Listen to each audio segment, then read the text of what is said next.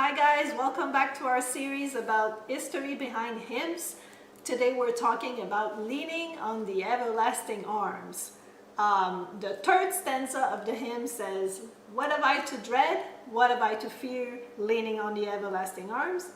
I have blessed peace with my Lord so near, leaning on the everlasting arms." So the idea of this song came from a man called Shuwalter. He was principal of the Southern Normal Music Institute in Georgia. Shuwalter was a well-known advocate of gospel music. He published over 130 music books which sold millions of copies, and he was especially known for his singing schools which he held in churches throughout the South. He was very interested in his students, and he liked to keep up with them after he had taught them.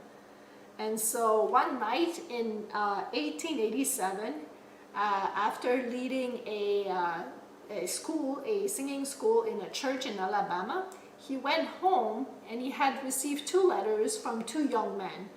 Both men had just lost their wives and were heartbroken.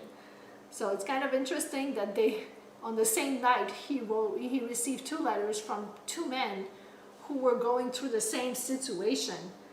And so he went to the Bible to search for a verse that could be of comfort to these men.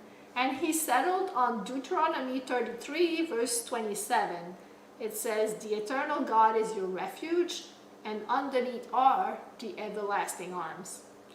And so while he was thinking about this verse, the lyrics to the chorus of the hymn came to his mind. Leaning, safe and secure from all alarms, leaning on the everlasting arms. And so he wrote replies to these two young men, gave them the verse, and then he wrote a third letter to his friend Elisha Huffman, who was a hymn writer.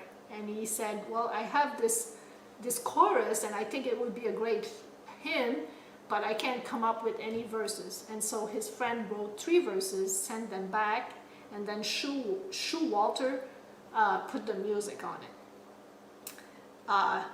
And I'd like to read again Deuteronomy 33, verse 26 and 27. "There is no one like the God of Jeshurun, who rides across the heavens to help you, and on the clouds in his majesty. The eternal God is your refuge, and underneath are the everlasting arms."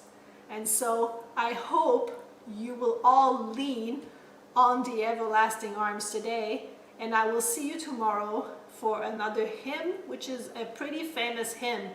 And so if you like this video, click like,